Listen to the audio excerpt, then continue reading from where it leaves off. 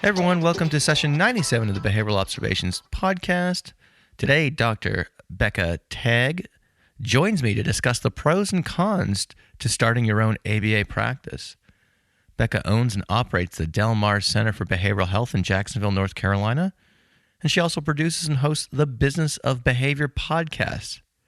Becca also founded the very popular ABA Business Builders Facebook group, which, as of this writing, has almost 8,800 members. So it's with this vast experience in mind that I want to have her on the show to talk about her experiences, her trials and tribulations, if you will, with regard to running a successful ABA practice. This conversation was inspired by a post in the Business Builders group a few months ago that asked the following question. If you knew in advance the challenges of owning and operating an ABA practice, would you do it again? As we discussed in this episode, the answers were mostly no. I wasn't really sure what I should have expected, but I was kind of surprised at how many business owners would take a pass if they had to do it all over again.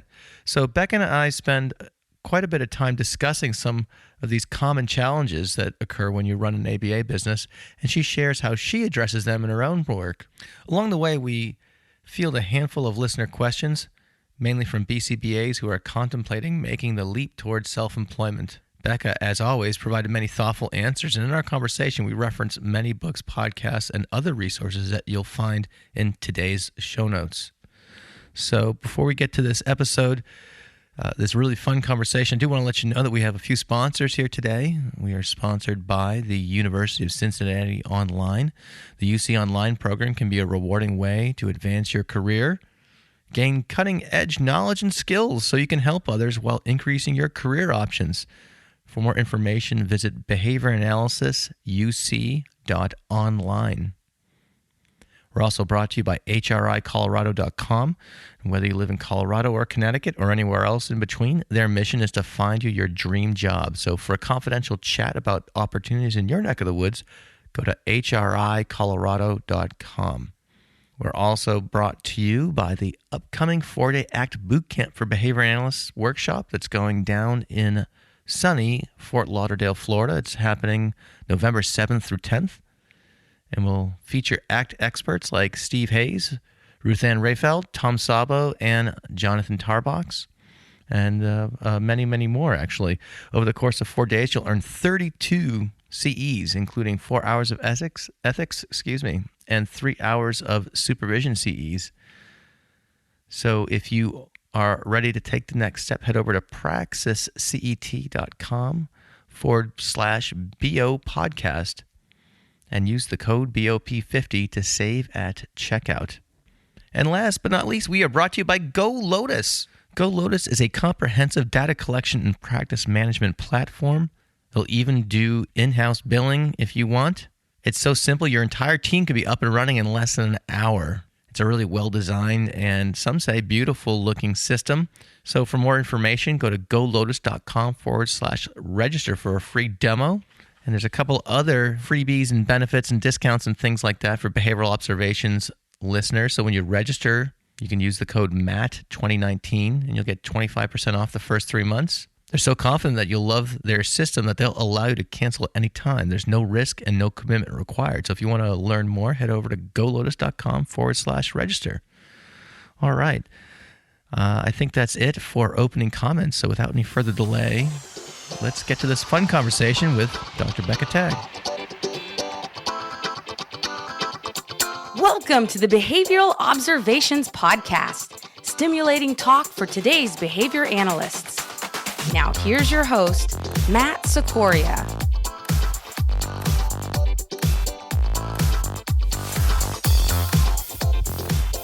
Dr. Becca Tagg, thanks for joining me today on the Behavioral Observations podcast. How you doing? I'm doing great. Thanks for having me, Matt. Well, this is long overdue, and the fault is all mine. But I am so excited that we finally made the time to do this. We've got a really what I think is an interesting topic to chat about today: the business of ABA, and we're going to talk about running a practice, starting practices, and things along those lines. So we've got a lot of fun stuff to get into. But first, Becca, I just want to welcome you. And I wanted to start by asking you about how you got into behavior analysis. So if you can kind of lead us off by telling us your ABA origin story, Sure. and then we can kind of get into what you're doing these days down there in North Carolina, because you're doing a lot of cool stuff down there. And I want to definitely get into that as well. Well, I appreciate that because, right, we never know if what we're doing is good or not. We do the best we can and sort of see how that goes. But as far as getting into ABA, so I went to University of North Carolina, Wilmington, for undergrad. And I actually knew I wanted to do school psychology and was taking a practicum course to get hours to make my grad school application look more good, to be more appealing. And there were not a lot of pediatric placements to choose from, and even fewer in a school. And in true Becca form, I procrastinated signing up the one open spot with the school psychologist. So I had a girlfriend who was really into ABA and was going to apply to the ABA master's program at UNCW. And she was signing up for this ABA classroom at the school. And I thought, well, okay, I don't know anything about ABA or autism, but I really need some school experience. So I guess I'll do that. It was in a public school. They had two replication sites from the Meredith Autism Program. I mean, this is back in like 2004. So Okay. Day one, oh my God, like those were my kids. Like I walked in there and I wasn't so sure because I didn't know what I was doing, but interacting with the kids, I thought this is absolutely for me. So I think it wasn't as much ABA as it was the kids initially. And then I ended up seeing how effective ABA was in that classroom, and these kids were learning, and it was very science-based, which I really liked. And I thought, oh, this is kind of my jam. And so when I was going through the grad school interviews at a bunch of different school psych schools, one was Penn State, because I'm originally from Pennsylvania and my mom had cancer at the time. And so I needed to be back closer to home.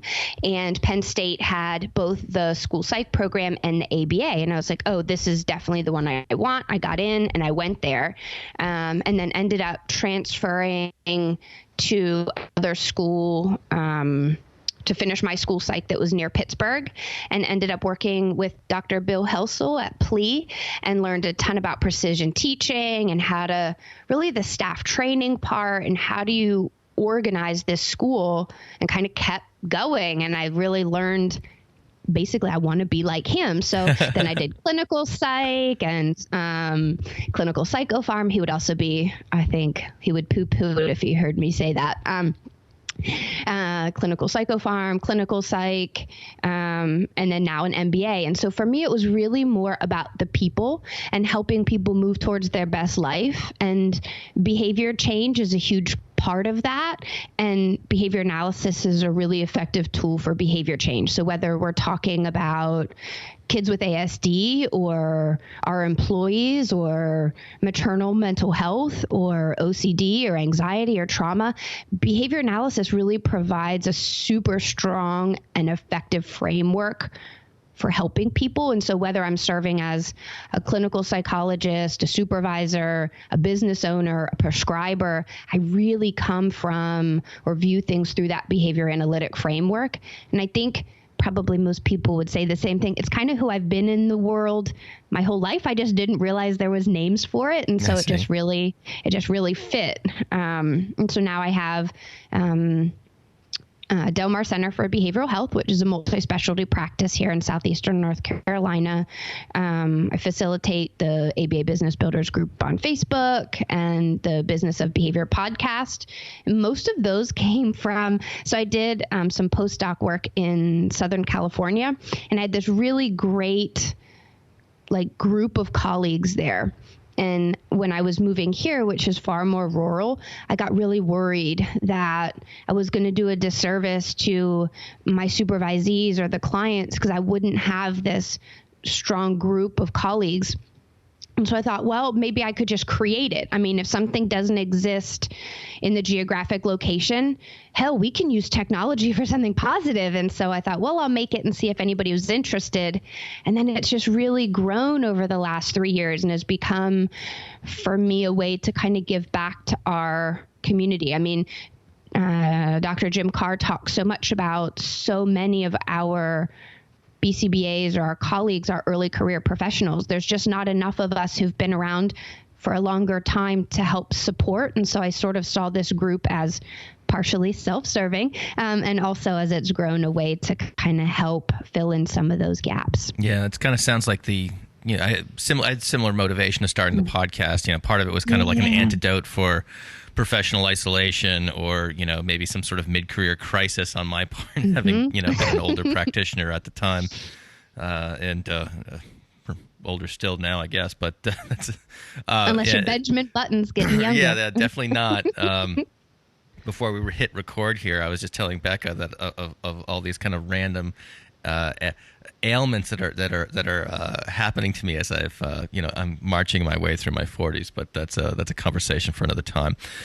So you quite humbly skipped over a lot of things that I want to go back and hover in on a little bit. So the primary one being your practice there in North Carolina. And you just, like I said, very quickly just say, I run a multi-practice, Delmar, blah, blah, blah, so, but that's probably giving it a little bit of short shrift. So let's talk about that. And first of all, talk about what was your motivation to start your own practice, especially given the landscape that we have here in our, the way behavior analysis is currently, kind of operating, at least here in the United States. What was your motivation to start your own practice? So really for me, it was that there was nowhere here I could work. My husband is originally from this area, and we made the deal with my mother-in-law that I could go do some respecialization postdoctoral training in Southern California as long as we promised we'd be back. So it was time to come back, and I have, I'm a licensed psychologist, I'm a BCBA, and I have prescriptive privilege. And so wherever I was looking to work, there wasn't anywhere that wanted all three of those, right? Either there were open positions for psychologists or open positions for BCBAs or prescribers. And that didn't fit. Like, I had spent a crap ton of time in college because I wanted to do all of these things. I felt like they all were really complementary. And so I thought, well, if it doesn't exist, then I kind of have to build it myself. I think the other part was, and if people have heard any of my talks on burnout and self-care, I've burned out multiple times in my career. And I didn't want to do that again. And I thought that if I built something, then I not only help play a part in making sure that I was well, but I could provide that for other people, not just like caring for patients or clients or consumers, whatever you want to call them, but I could do really good training for BCBAs, and I could do really good training for psychologists, and we could focus on the importance of being a well person in order to do the work that we do. And so I noticed that as I started to think about that, I started to get really stoked about moving. And I thought, this is what I'm supposed to do. And my dad was a veterinarian before he retired, and he owned his own practice. So I think I was very clear on what this was going to look like to own a business. I was going to be 24/7. And when I thought about that, I felt myself get really excited, thinking that I could build what I wish existed, right? That idea of, I had worked in the school systems and burned out, and worked in home ABA organization as my first job as a BCBA, and really burned out. And some of that is those same behaviors that serve me well also keep me stuck, right? So I want to do a good job. I want to provide good services. I'm a bit of a people pleaser, right? I want people to think I can do things. And all of that means I often take on too much. And so what if we had a place where we could talk about that? And we had an organization situation where we could train up these really high performing clinicians and have that be part of their training, wouldn't that result in even better services for kids? And, having multi-specialty training myself, could we create this multi-specialty clinic for kids who have impairments across domains and really care for the whole family? So mom can come bring her kiddo with ASD who can get ABA and speech, and then maybe she can go next door to the mental health clinic and prioritize her own mental health and get some therapy. Or we could do testing and for a variety of different things and help kids get what they need. And as I kept thinking about this stuff, I got more excited to move back here. And so I kind of went with it. Okay. So when did the doors open? Let's see. We got back to North Carolina September 3 years ago, and the doors opened mid-September 3 years ago. So we just had our 3-year birthday. Delmar had its sort of 3-year birthday in September 15th. So you mentioned the term multidisciplinary clinic, so tell me about the different types of providers that you have, assuming that you already have people providing ABA services, and so talk about the different things that are, that are there. Of course. So we have, so there's me as a licensed psychologist and BCBA. We've got, at the time of this recording, we've got 6 BCBAs, a raft of RBTs, a bunch of graduate students, which is really cool. I've spent a lot of time building up our training program for graduate students in ABA. And we actually have people who come from around the U.S. and they come stay with us for 2 years and go through our clinical training program, which is like the biggest honor kind of ever. We have speech language pathologists. We have another psychologist who helps fill in doing some of the psychological testing. And then we have a couple LPCs, so licensed professional counselors. We've had OT. We live in a military town. We're right here by Camp Lejeune. And so PCS, or permanent change of station, when families move, can be really challenging for staff. So right now we don't have an OT. I see. Great. So I'm assuming you didn't start day one with all that stuff. So tell me. No, we did. We did. No way. We did. Yeah. Okay. All right. So go big that's or go going to change home. my question. So how did you? Because I thought, the whole goal was to create care for the whole family. It's not just the proband or the individual with autism or the individual with depression or anxiety that's impacted by these symptoms and behaviors. It's the whole family. And so really, again, my focus is on people. And so I want to care for the whole family. So we have sibling groups and we have testing and we had ABA and we brought on a wonderful speech pathologist. So that was really part of the vision, was caring for the whole family. And so, yeah, we did jump in with everybody. Are you ready to make the leap from pen and paper into the digital world? Do you spend hours taking notes, tracking data, figuring out schedules, and even worse, dealing with insurance billing? Or are you frustrated by your current system? Well, I recommend you check out Go Lotus. Go Lotus was created by a product development expert who spent years building systems for Apple and Microsoft before her child was diagnosed with autism and everything changed. She created Go Lotus with one mission in mind: to create a platform that could help therapists better treat their kiddos by providing a tool that allows them to focus on the actual work, not the paperwork. Go Lotus is an intuitive, easy to use, and dare I say, beautiful system. It handles every aspect of practice management, from data tracking and automatic SOAP notes to scheduling and billing. They even offer a white glove in-house billing service if you want billing fully managed outside your clinic. It's so simple your entire team can be up and running in less than an hour. For more information, go to golotus.com/register for a free demo. And if you do sign up, tell them I sent you, or just use the coupon MATT2019 and you'll get 25% off the first 3 months.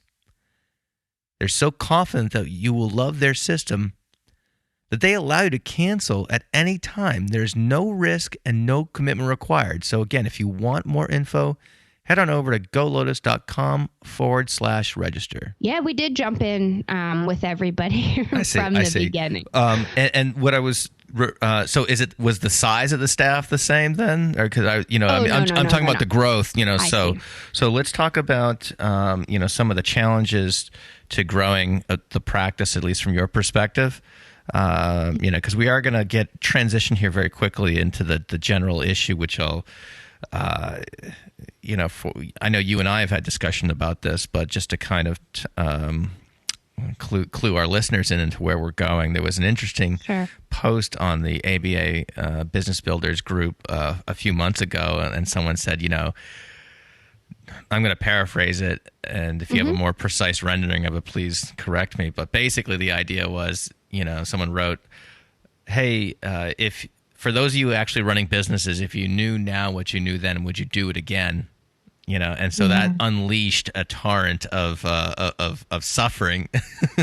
I'm kind of kidding here, but it was a lot of people who half serious. Yeah. Yeah. There was a lot of people who said I wouldn't do again. There was many people who did and things like that. So we're going to get into that in just a minute here. But I want to talk to you about some of the challenges that were perhaps that you experienced with your own location. In terms of those growing pains, going from opening the doors to where you are now with all these services and staff and stuff like that. Sure. So I think we still have pain points, but in the beginning, a lot of it was kind of figuring out those basics, like the basic business stuff. So I'm a great clinician, which unfortunately means sometimes I'm not such a great boss or business owner, right? Because, for a million reasons. Sure. And so I spent a lot of money in the beginning putting together this team of consultants and mentors. I took a lot of business classes. I had a CPA, an HR person, attorneys, both employment and healthcare, because we were accepting insurance, so that you can set up, or so that I could set up this strong infrastructure, right? It's like building a house. If the infrastructure sucks, at some point that house is going to go down. Maybe it takes 10-mile-an-hour winds, maybe it's hurricane force winds, but at some point it's going down. And that just not going to work for me. That's appropriate for analogy for coastal North Carolina, I guess. Yes. Well, yeah. I mean, so even last year, a year from today, or from earlier this month, I mean, we lost our entire clinic in Hurricane Florence. So there was this whole rebuilding thing. I mean, I could have never planned for stuff like that. So there will always be pain points. And because I invested in this team of professionals and myself to learn these pieces, our infrastructure withstood that. I mean, it was a total loss a year ago, and we weren't closed more than 3 weeks. We were in a new place. We certainly took a hit financially, but we didn't close. And I totally think that's because I did it the right way the first time. Like when we got set up, it's, getting those people in who know what you don't know, and then trusting them to build, because a business is a legal entity. Sometimes I cringe, to be honest, when I see some of the posts or I hear questions about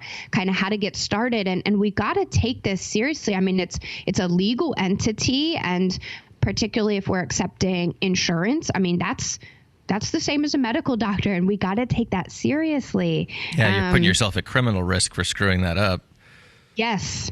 And then I think ongoing, so continuing to invest in my own clinical skills as one of our more advanced or like older clinicians, and I'll be 38 this week. It's that I need to be in a position where I can continue to train, and I never want our staff or our kids or our families to be limited by my knowledge. So investing in myself as a clinician, hiring out the people that know what I don't know, that was the big part in the beginning. Not trying to figure it out on my own. I mean, it's like you said, it's you put yourself at legal risk. And ethically, like, I love our field. I want to do it forever. So I don't want to do something to jeopardize my license or my reputation. I don't want to hurt anybody, And so I gotta tag in those people that know what I don't. Pretty consistently throughout. Staffing challenges are pretty consistent. Sure. Whether it's, we live in southeastern North Carolina, we live right by Camp Lejeune. So we can have great clinicians, but we usually have them 3 years and then they PCS. Or, one of the challenges with the technician model is that it's an entry level position for a lot of people. And so they don't always stay. So there's, turnover. What can we do to impact that? How do you train people efficiently, but also effectively? I think those are the pretty consistent challenges, the staffing piece, the management, HR piece. And then in the beginning, it was really setting up a structure that could withstand those hurricane force winds because they're coming. I see. So you talk a lot about this stuff in your own podcast, the Business of Behavior podcast, which we can certainly link to in the show notes. And you also coach other business owners as well, because it's not like you don't have enough to do. When you love what you do, it doesn't feel like work, and it is also a risk factor. Absolutely. What would you say that the pain points that you listed, the challenges or struggles, are common across the other business owners that you work with, or are the folks you're helping out? Do they face more unique challenges? I'm just trying to get a sense of where things are from your perspective, given that your perspective is unique in that you're running your own clinic, but you're also in contact with business owners all over the place. I think it's pretty consistent, which has actually been really validating for me. I'm not alone. Really, managing others tends to be a pain point for people. So there's some books. So I really like the E-Myth Revisited. If people haven't read that, I think that's excellent for those of us that need to be working in the business and on the business. Something that's pretty common is people are trying to be a BCBA and also run the business, and you can't have you can do chunks of both, but that's going to set you up to be working 24/7, and then you trend towards not being well. The 1 Minute Manager is another good book. And then, of course, lots of things by Aubrey Daniels. There's one, it's like The Mindful Employee, that's also great if people are interested in those resources to help with that managing others. And then don't try to do it yourself. Get an HR professional. Even if you can't afford a full-time one, that's okay.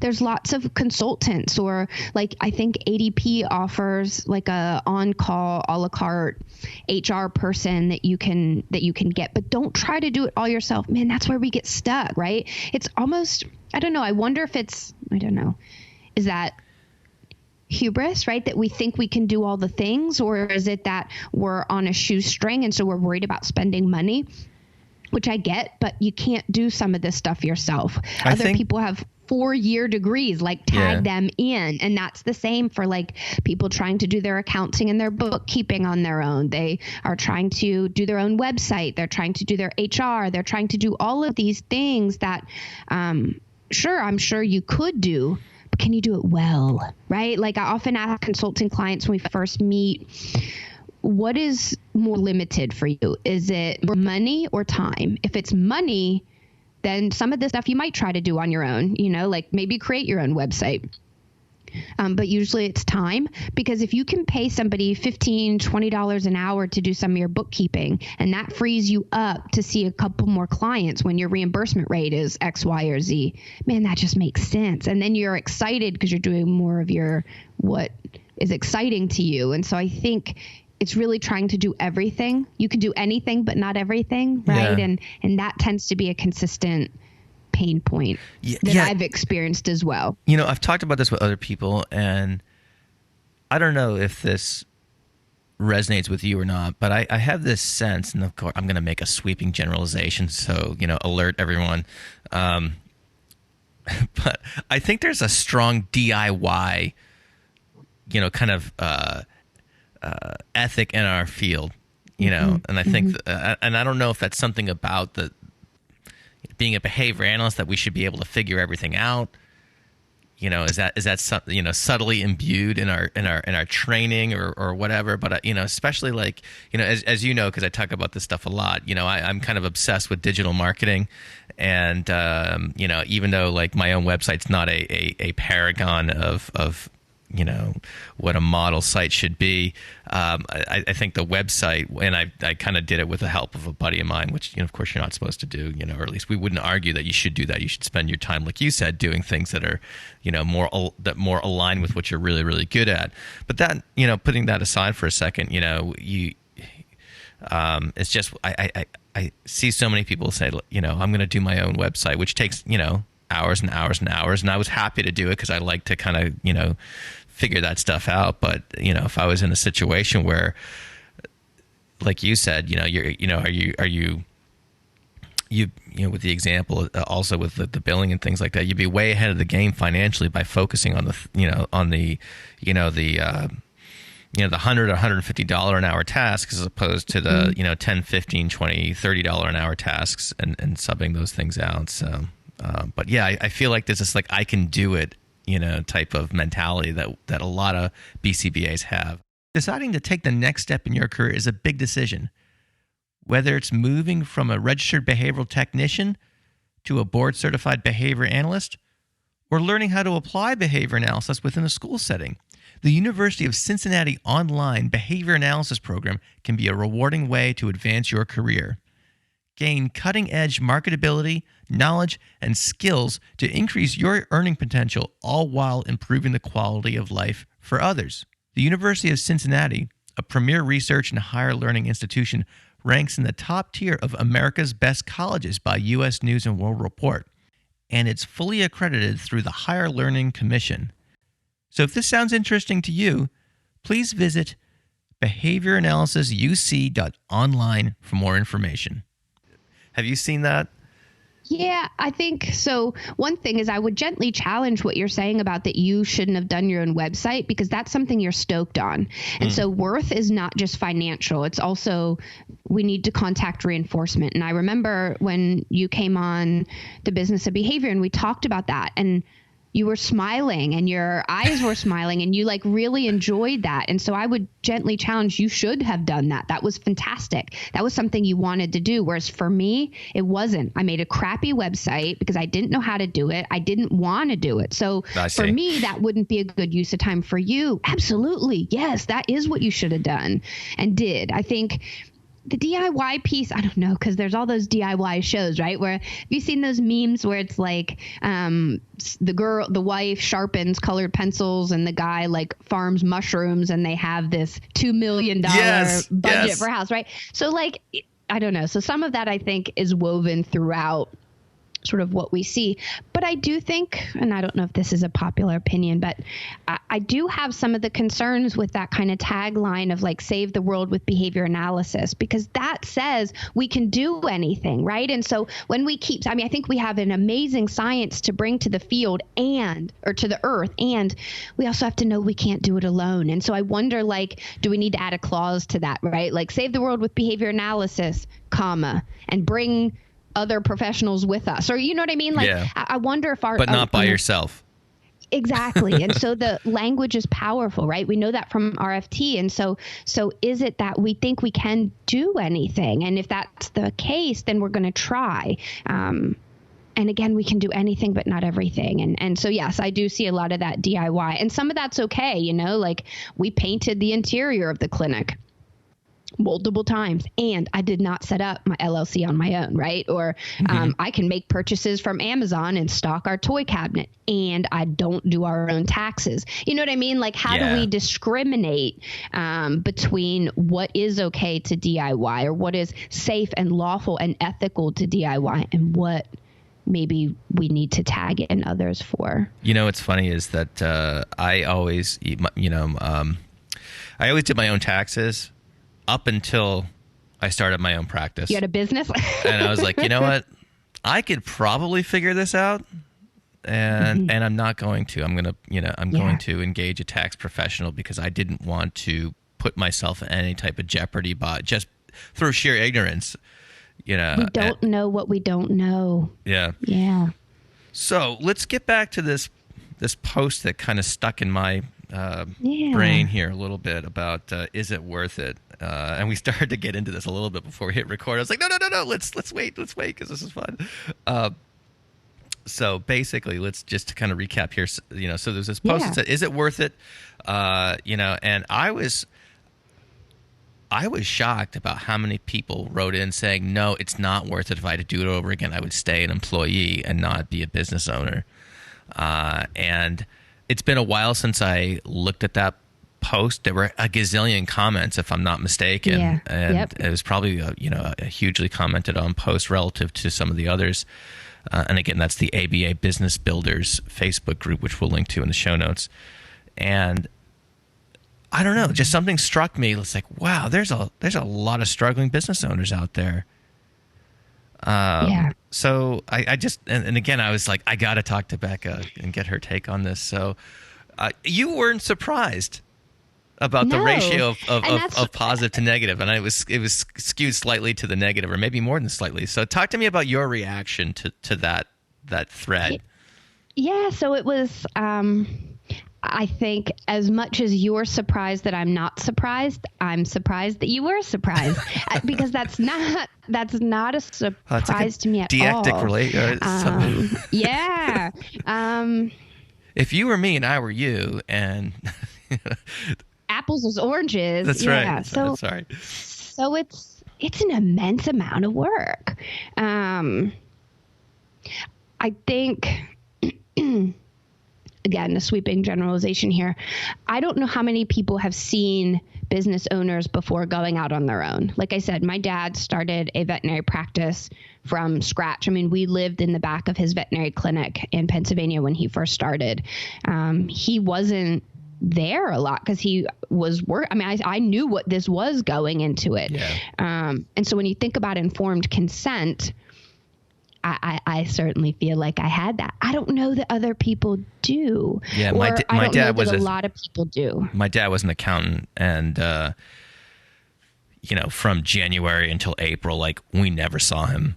He was out of the house before we got up, and he came home. He either came home at a normal time and then went back into his home office and worked until after we went to bed, and and having his own practice, there were kind of boom and bust cycles with the economy and things like that. So I grew up with that kind of perspective as well. I would be interested too. This could be a research project for anybody interested. The idea that of those people who said they wouldn't do it again, did they have that model? And of those who said they would, did they have that model? I really think that people do not understand what it's like to own a practice, particularly so, and also the difference between, are we talking like a solo practitioner practice versus a practice of where you've got technicians or other employees? There's a big difference there. Oh, yeah.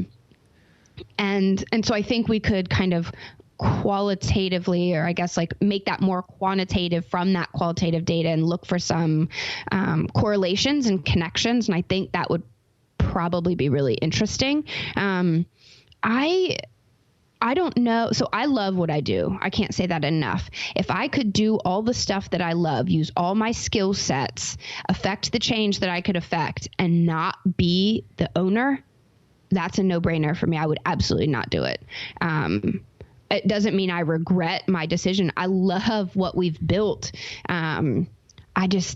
It's a lot of work. So, it's 24/7. So if the air conditioner goes out, if there's payroll issues, if we're out of toilet paper, I mean, it's really, it's if people aren't getting along, if there's funding issues, if there's a hurricane, in the middle of the hurricane, I'm trying to find a place where I can get internet so I can start looking for another building for us, because I know that the families are depending on us and my employees are depending on me for income.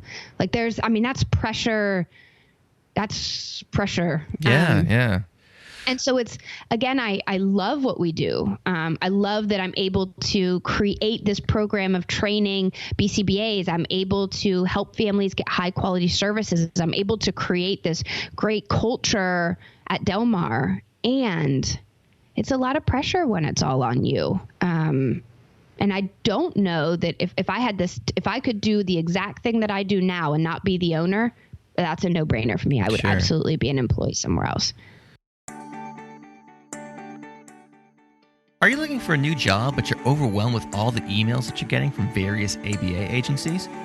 What if there was someone who was in your corner and could help you find the perfect job placement? Well, that person exists. Barbara Voss has been working as a recruiter for over 30 years, and her company, HRIC, specializes in placing BCBAs in permanent full-time positions throughout the United States. Barbara has been placing BCBAs since 2011, so she knows our business, and she offers personalized service to any BCBA looking for a new position. She also helps companies looking to hire BCBAs too. Here are just some of the things Barbara can help you with. She can provide information about salary ranges in different markets across the country. She can help you write your resume. She can coordinate and prepare you for the interview process, and even help negotiate the right salary for you. And best of all, there are no charges to any candidate for all of these services. When you're ready to make a change and want to work with someone who will listen to you and understand what you need in a new position, contact Barbara at HRIC. To schedule a confidential discussion, head over to hricolorado.com. Again, that's hricolorado.com, and hit the contact button to connect with Barbara. You won't be disappointed. You know, I kind of work for the most part by myself, and I consult the school, so I don't have a lot of the challenges that I see pop up a lot in the ABA builders. Business bill. I have other challenges that I'm not going to bore you with right now, but the maintaining the infrastructure, like with the toilet paper and the painting and that sort of thing. I fortunately don't have to wrestle with those types of kind of everyday facility management challenges as well. And then the HR stuff and. So, all right. So you weren't surprised. That's interesting. So when you say it's 24/7, what is the what are some practices that you have to make that 24/7 pressure affect you less, or does it? Or how do you I hate using the word balance in this context because it's such a cliche, but I think it's unfortunately necessary in this context. It is. I actually did a podcast session called "Balance is Bullshit" because is it okay to curse on your podcast? Well, let's keep it PG. Let's avoid the F word yes, look. Yeah. All right. We can. But it's because the thought of balance is that once you've achieved it, you're there. And I kind of use this metaphor of like surfing. So when you're up on the board, balance is an active process, right? You're leaning forward, you're leaning to the side, you're leaning backwards. It's an active process, and the word balance is often used in a static way rather than dynamic. And so I think, yes, when we can talk about balance as being something dynamic, I think that's a great word. And there's tons of things. So one is hire great people and then get out of their way. Like, I have a super strong team at Delmar, and it is because of them that I am able to do all of these other things that fill my cup, right? So like being able to take the morning and chat here with you I'm only able to do that because I've got these fabulous team that's making sure there's toilet paper and the doors are unlocked, or I'm getting ready to go to the Hoosier ABA conference this week for my birthday. And I can only do that because I have this great team. And so hiring smart and giving them the freedom to do what they need to do is key. I think also getting okay with not making everybody happy. One of my first coaches, when I was first starting out, said something along the lines of, Becca, if you want to make everybody happy, sell ice cream. Don't be a leader. And so I remember that frequently because I'm not going to make everybody happy. I have to make the best decisions for the most people. I'm not going to make everybody happy. And as a people pleaser, that's super hard. It's getting easier through my own therapy. I mean, I'm pretty open about, I've in general always been an anxious person, which serves me well in many ways and keeps me stuck in others. But I invest in myself. So whether it's therapy or vacations or books, classes, all these other things, making sure that I'm filling my cup. I'm taking care of me, because when you're the owner, or even I'm sure managers and like lead BCBAs experience this too. It's ratio strain, right? Usually reinforcement comes from the top down. I am delivering reinforcement to my employees and to my team members. And so I need to be sure that I'm also contacting reinforcement. And usually it's up to you to provide that. So more that sort of self-management, self-monitoring. Those are really Those are two big key points. All right. Yeah. Very good. So hire good people, and then I guess being okay with things not being okay. Yes. So, yes. All right, Yeah. cool. Well, we got a handful of listener questions that came in that I think some of them we kind of addressed in the context of our conversation already, but I'm going to kind of go through them here and kind of edit as I go. And for those of you who submitted questions, first of all, thank you so much. And second of all, I'm going to redact your name and any type of kind of location information, so just for your own sake. And for your own privacy. So I will avoid the customary personalization with these questions. So, all right, here we go.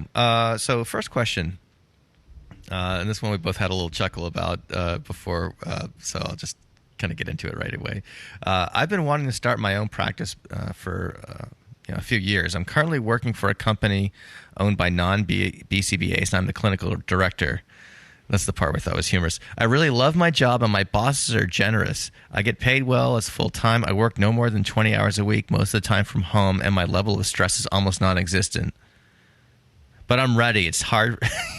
So this listener wants to start her own practice, and and she's got a couple other questions here, and I just, there's part of me based on what you just said. We could just stop this right now and say, well, stay where you are. I'm not making fun of you, the question asker, because there might be other, kind of whys. There might be other goals and principles that and values that you're working towards. So I'm gently poking fun at your question, but I understand it's serious. So let me just kind of continue here.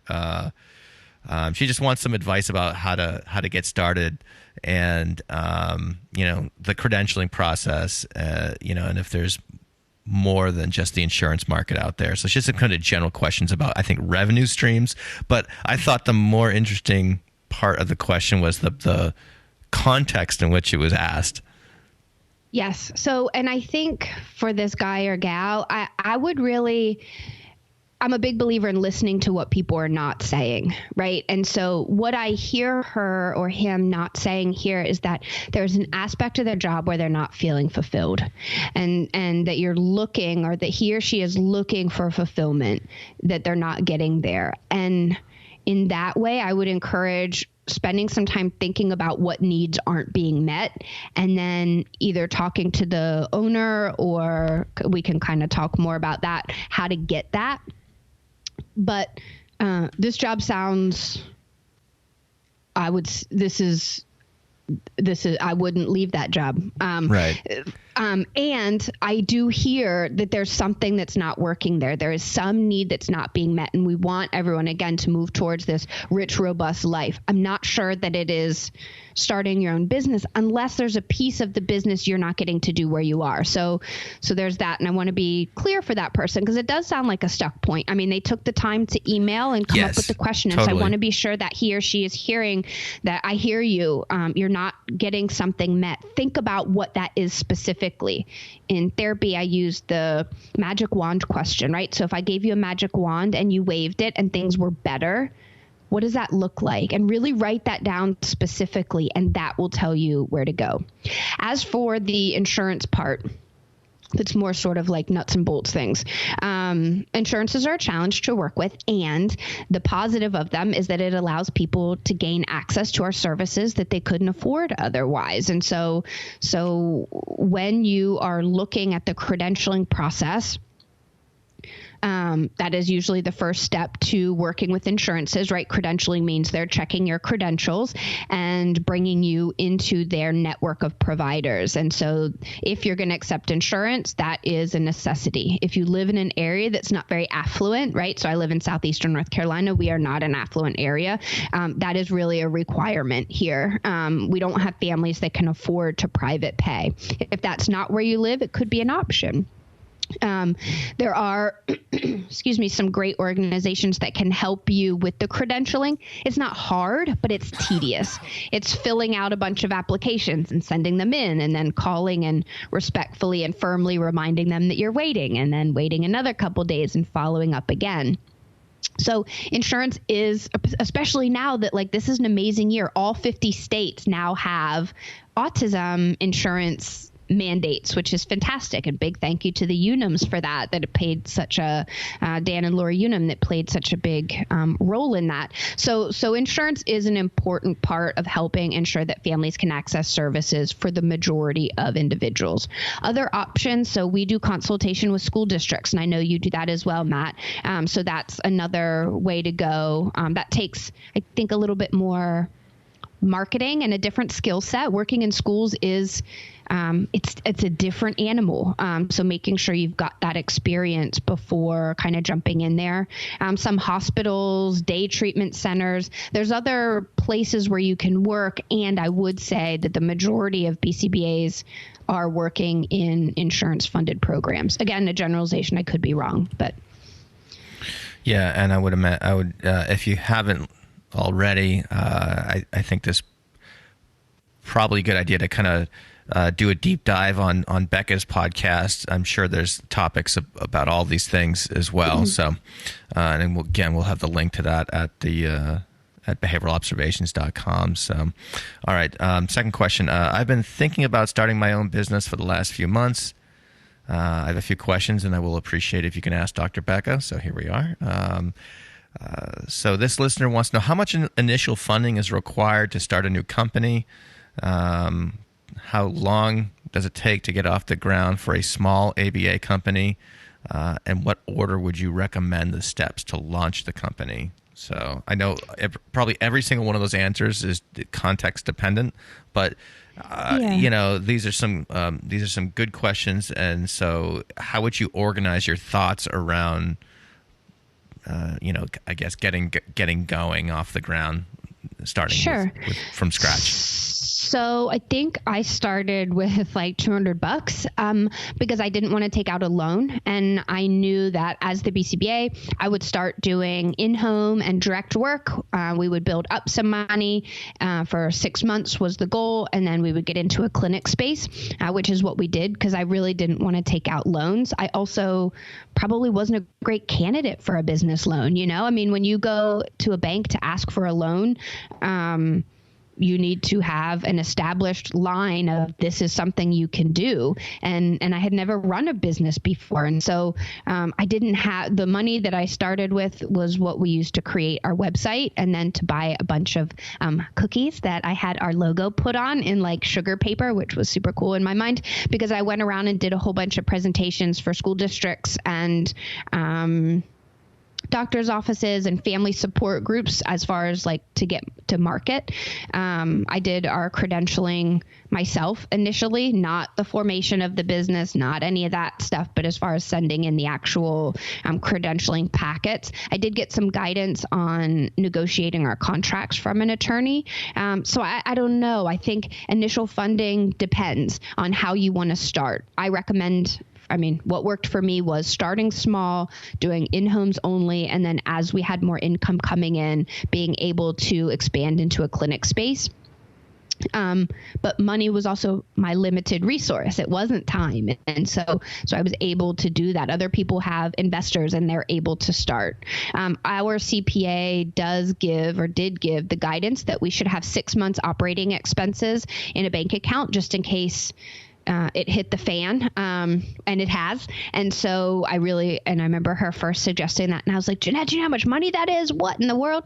But she was right. And this is a great example of I didn't know what I didn't know. And so building as you can, but then also having money set aside so that you can pay your employees, so that you can pay for things that come up. So I guess it depends. Right. And you want to move towards having a good chunk of money set aside to cover those expenses. It also depends on if you are you waiting, or like, is this your side hustle, or are you jumping in both feet? I mean, I started and did some contracting work as a psychologist for our school districts here so that I had income for my own family to pay our bills while I was getting the business set up and getting those referrals. That's kind of that second part of that, or one of the other parts of the question about how long does it take to get a company off the ground. And really that depends. So I did work consulting. I guess it wasn't really consulting, but being an independent contractor for the school district, doing the overflow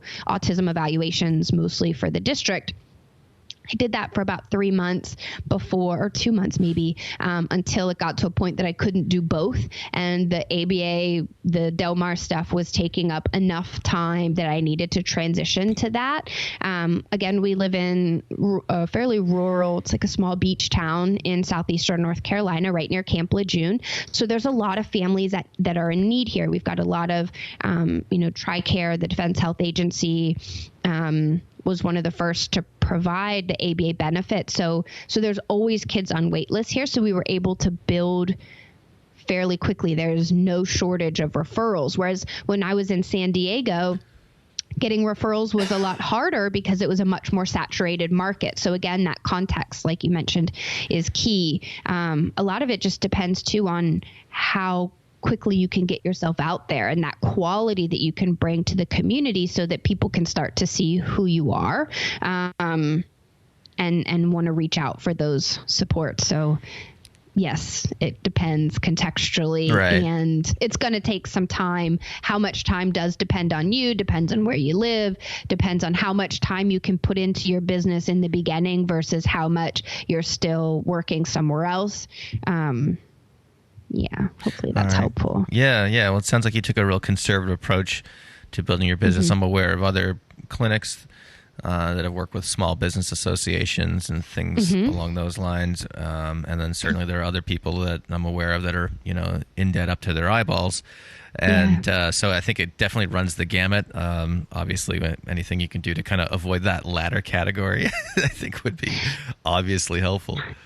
Well, and especially, so, I mean, I've got 3 master's degrees, a doctorate, and a postdoctoral master's. Like, the debt up to my eyeballs is my student loans. So when my husband and I were talking about it, that was really important to us, was to not take on any more debt because my student loans, I do have debt there. And so maybe if I didn't have those loans, we would have maybe talked about taking out a loan. I don't know, maybe not. But for us, that was a big contextual factor, was I had these student loans that I didn't want to add anything else to the debt that I already had. Yeah, we could do a whole show on student loans, couldn't we? Look, yes, my stomach gets upset just thinking about it. But actually, that's not even true. Yes, I'm also being punchy because I've also been able to really prioritize making double payments on those student loans. Yeah. That's the other thing is, that has been a priority, that as income comes in, it's important to me to pay that off. And so I'm able to do that. And so working with the CPA can guide you on kind of where that money should go. And she was pretty clear that should go there. Real quick, I want to tell you about the upcoming 4-day ACT Bootcamp for Behavior Analysts workshop that's going down on November 7th through 10th in sunny Fort Lauderdale, Florida. It'll feature ACT experts like Steve Hayes, Ruth Ann Rayfelt, Tom Sabo, Jonathan Tarbox, and more. This workshop is designed to provide behavior analysts a foundational understanding of ACT, and it will cover the following: parent training, staff management and development, organizational work with developmentally delayed populations and the chronically mentally ill, and educational settings with special needs students. By attending this workshop, you'll gain a deeper understanding of the roots of ACT, as well as learn the skills and techniques you can use with clients and stakeholders, all while staying within your scope of practice. This workshop is intensive. Over the course of 4 days, you'll earn 32 Type 2 CEs, including 4 hours of ethics and 3 hours of supervision CEs. So if you're ready to take the next step, head on over to praxiscet.com/BO podcast. Again, that's praxiscet.com/BO podcast and use the code BOP50 to save at checkout. Yeah, for sure. My oldest is going to be 15 pretty soon, and it's like that with that whole student loan business is kind of, will come to rear. It's, we're trying to figure out, this whole college thing. But anyway, that's, again, a conversation for some other time. Let's move on to the next question. Okay. I am excited to learn you are interviewing Dr. Becca soon. She is an amazing person and resource. Well, I happen to agree. I appreciate that. I struggle with finding a balance between parsimony, keeping the agency running as simple as possible, with dotting every I and crossing every T, as is often necessary when supervising others, dealing with insurance companies, and especially doing excellent work for my clients. Again, this balance issue. Any tips on finding that balance? Yeah. Listen to the Balance is BS episode. Yes, that was a good. What do you call it? Like a shortened version. I tend to go right to the cursing, so I appreciate that. So, I think, again, listen to what this person's not saying, which is that I wonder if he or she is doing everything. And so what can come off his or her plate? If the person is doing it all, then I think hiring somebody, even if it's a part-time assistant, would be really helpful. I also did a podcast session on outsourcing. So some of those things, like, I feel super bougie about it initially, and now I love it. That thing where you can order groceries on your phone and then you just go pick it up and they put it in your car. You don't have to go in and deal with it. That's outsourcing. Or somebody to come clean your house once a month. That's outsourcing. And those are things that other people can do. It doesn't have to be you. When we first started getting really busy, I'd come home from work and the house, we've got pugs and they shed a daggone snow globe in the house. And I would come home and I'd see the fur on the wood floor, and I would get really upset and feel like a bad wife that my husband was going to come home to this house that was a mess and that dinner wasn't ready. And so I remember crying to him one day and saying, I feel like I'm not doing it all. I'm not being a good wife, which means then I'm not being good enough in the business, and I'm not good enough anywhere. And he looked at me and he said, and truer words have never been spoken, he said, it must be exhausting to be you, to be worried about all of this stuff. And I started crying, and he said, I don't care about that. I mean, man, let's hire somebody to come clean the house. Let's do this grocery thing. I don't want you worrying about this. This is not important to me. And so, man, that was just a real turning point for me. And instead of seeing outsourcing as a failure of me, that I wasn't doing something, it was okay, other people can do this, and that's okay to ask for help. And so somebody else answers our phone. Somebody else does our website. We do have somebody come clean the house once a month. And I do use those out, we have Harris Teeter and Publix here. I don't know. Grocery stores are so different, but I'm pretty sure everywhere has that now. And that's an investment in my mental health, right? And my relationship with my husband and my ability to be mentally present at the clinic when I'm there. And so who can help you get some of those other things done? Yeah, that's a good. I also wonder. Didn't you do an episode on not on outsourcing, Yes. but also with virtual assistants as well? Yeah, virtual assistants. Yeah, so tagging in those people who can do those other things for you, so that you can do what only you can do and what you're excited to do. So Matt, you wanted to do the website. Awesome. Then this person shouldn't outsource that. But what other stuff do they not want to do? And then how can they outsource that? We can do anything but not everything, and that's so important. And we so often turn that on ourselves, I should be able to do this, or I should be able, or I have to do this. In therapy, we say don't should all over yourself, right? It's only do what you can do and be okay with that, and then outsource those other things to other people. Awesome. All right. This is another good question that came in. My main question is that I have met a lot of families that live in remote areas where the nearest service is 1 to 2.5 hours away. So needless to say, they have to take their kids to services rather than the traditional in-home services coming to them. How would you research providing services in remote areas to determine if starting a business in such an area would be profitable? So imagine someone parachuted you into a more rural area than you are right now, and what would you do? So that's a great question. Actually, areas of North Carolina are super rural, and that's part of our giving back. So we provide pro bono distance consultation for families that are in more rural areas who cannot access services. You'll also notice I said that's pro bono work because there's not really funding for it. So if you're a nonprofit, you could look at getting some grants or partnering with a university. But we've not found a funding source for that. And we also recognize it's really needed. And so that's part of our community outreach work. So that's, of course, just here in North Carolina. If you are in another area, then I would encourage, if you're trying to find if a business would be profitable, essentially what you want to do is market research. So is there anybody doing it, whether in your area or otherwise? So, then if you find somebody that's doing it, reach out to them and say, how did you make this work? How are you getting paid? I want to replicate this business model. And if you can't find anybody doing it, but it sounds like it's a passion project, then find something that can pay your bills so that you can do this passion project pro bono so that you're still getting to do it. It just may not be the way that you pay your bills, if that makes sense. Okay. Talk to me about the potential fear of reaching out to someone and asking that question. So, I guess what I would do is maybe let's just imagine a hypothetical example, and maybe this has actually happened to you, that someone calls you up and say, hey, I'm a BC. Let's pretend I'm moving to Wilmington, North Carolina. I've had enough of the nasty northern New England winters. I want to learn how to surf. Come on down. I like hurricanes, et cetera, et cetera. And I don't know you. You don't know me. I call you up. I say, hey, Becca, my name's Matt. I want to move to Wilmington, North Carolina and start my own practice right in town.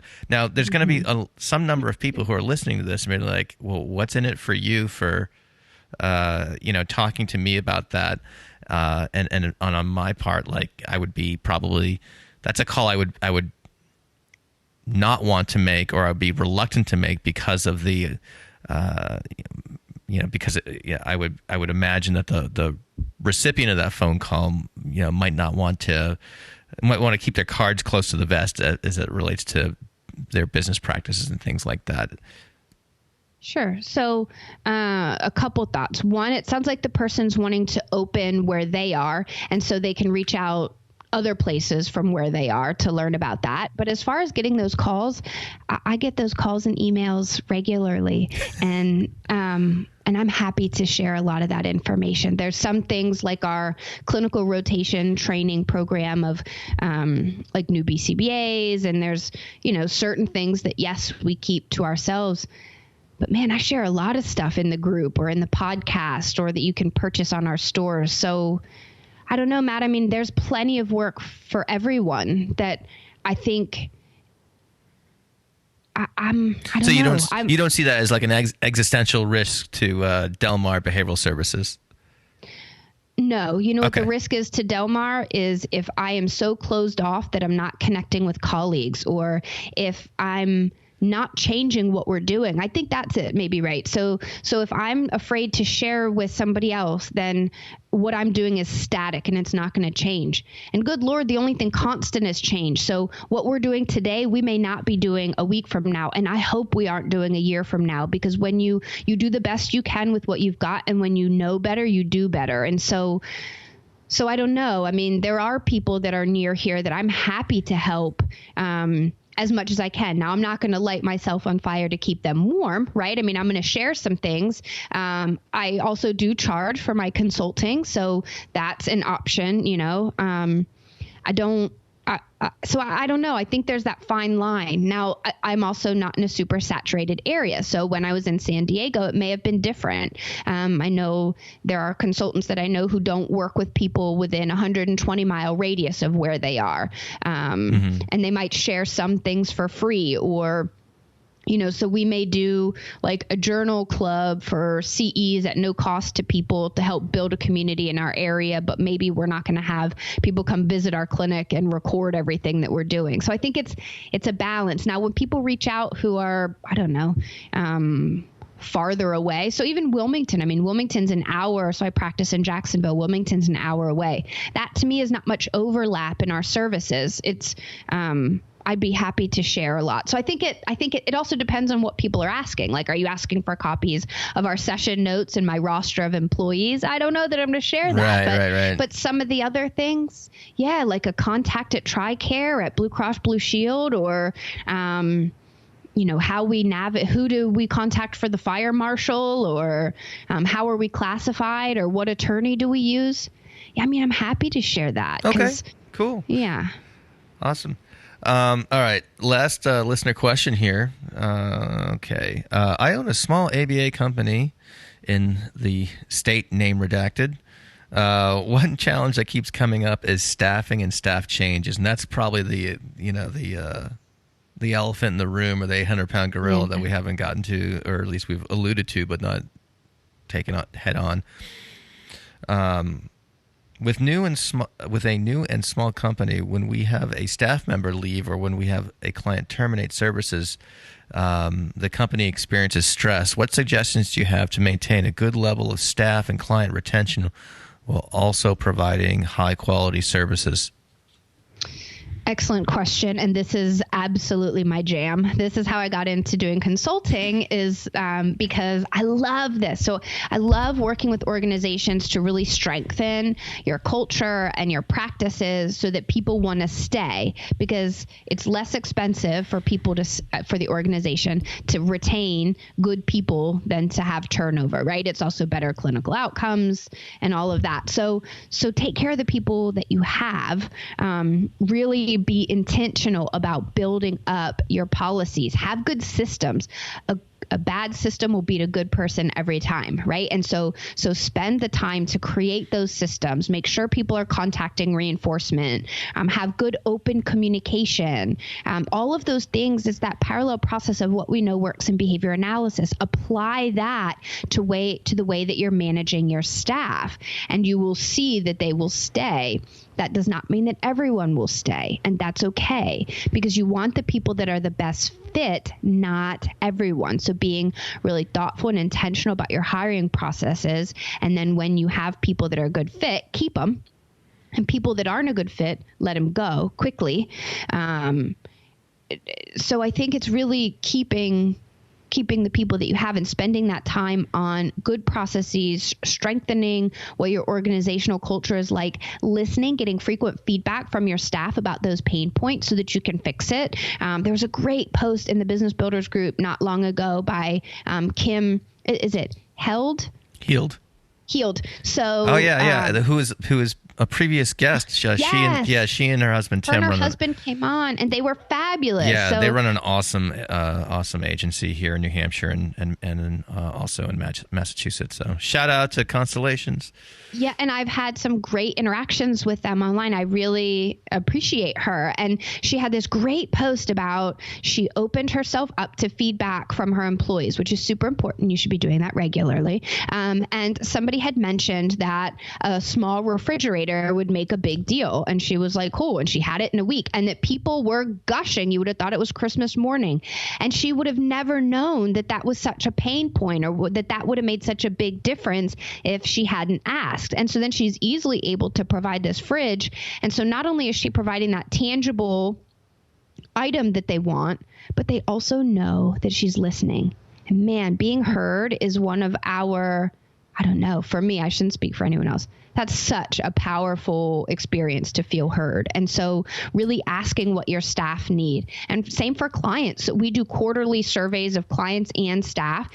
How are things going? What do you need? What's working? What needs improved? And so that open feedback loop is really important. And then don't open that loop if you're not going to take action. So opening that feedback loop, getting the feedback, and then taking action, and you will build on this program or this organization that is the fit for what you want and is providing the clients and staff what they need. Great.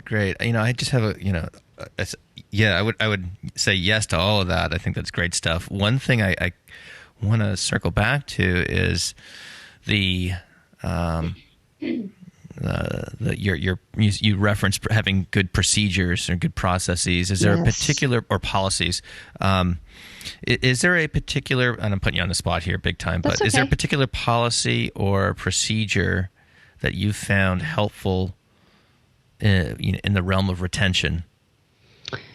As with most policies, I wrote them when I didn't have one and realized I needed one. So it's sort of a dynamic, like it's always changing. I don't know that there's one related to retention specifically. Or one that's had an outcome on retention, I suppose. I think what's most important is enforcing consequences for your policies, right? So if I have a policy around PTO, I need to enforce that. If I have a policy around professional behavior, I need to enforce that. If I have a policy around different things, I have to enforce that, both praising or reinforcing the behaviors we want to see, and then creating corrective action around the ones we don't want to see. That creates a safe environment, and having a safe environment, right? Psychologically safe, emotionally safe, physically safe, that's where people want to stay. And so I don't know that it's one policy that's had the biggest impact, but rather enforcing all of the policies that we have so that people they know the expectations, which is the parallel process of what we do with our kids, right? So if I say first this, then this, I need to follow through on that so that they know what to expect. I think the biggest thing that makes or the biggest impact on retention has been focusing on support. So I don't know that that's a policy, but we have our monthly RBT roundtables. We have monthly supervision seminars. We have lots of training. Everybody gets an email every week asking them how their week was and to rate it on a scale of 1 to 10. So we're taking data on that. So I think it's less about, which maybe is a policy, right? I guess I think of policies as things rolled out to the staff. So it's more that there's programs where I'm constantly, or somebody within the organization is constantly checking in on everyone and making sure everybody has the support so that if things are not going well for somebody and they need something, we find out about it much earlier on before they're at a place that they're so aggravated that they're out the door. I see. Very good. All right. Wow. Well, that last hour and 10 minutes just flew right by. So there's probably so many other directions we can go with the various subtopics that came up, but I think this gave a really nice overview of what it's like to get started and also what the nitty-gritty is like once you're up and running. So thank you for coming on and giving us this perspective with all those hard-won lessons that you've learned over the last couple of years. So let's close the show, Becca, with some advice for the newly minted BCBA. I think it's learn. Keep learning, that passing the exam is just the beginning, that there's so much you don't know that you don't know. And so after you pass the exam and you're accepting a position somewhere, make sure that you're asking what mentorship opportunities are available, what ongoing learning opportunities are available. So for us, we have ongoing training and support for new BCBAs. They go through our clinical rotations, they get consultation and mentorship. And so really making sure that that's embedded in your positions. And if it's not, that's a great thing to bargain or to discuss when you're talking about compensation packages, is making sure that you're still learning and that you've still got that support, because you don't know what you don't know. I mean, even now, 15 years in, I'm sure there's a lot I don't know yet. And only through that ongoing learning and being open to learning can we fill in those gaps. Excellent. Well, Becca, thanks for coming on today. It's been a fun conversation. And tell people where they can find more. I mean, we'll have all this information in the show notes, but if someone's driving around their car and where can I learn more about Becca and the cool things that she does? Sure. So we have the ABA Business Builders group on Facebook. There's the Business of Behavior podcast. That's also, we have a store and some other materials at thebusinessofbehavior.com. And if you're interested in learning more about Delmar Center for Behavioral Health, you can kind of do a Google search for us or at www.delmarbehavioralhealth.com. All right, cool. And folks can just go to behavioralobservations.com and look for Becca, and we'll have all that information listed there as well. All right, Becca, thanks so much for joining me today. It's been a fun conversation. Yes, thank you, Matt. Thank you for listening to the Behavioral Observations podcast with Matt Sikoria. You can find Matt's notes on this episode at www.behavioralobservations.com. We also invite you to stay connected with us on Facebook at facebook.com/behavioral observations and on Twitter at Behavior Podcast.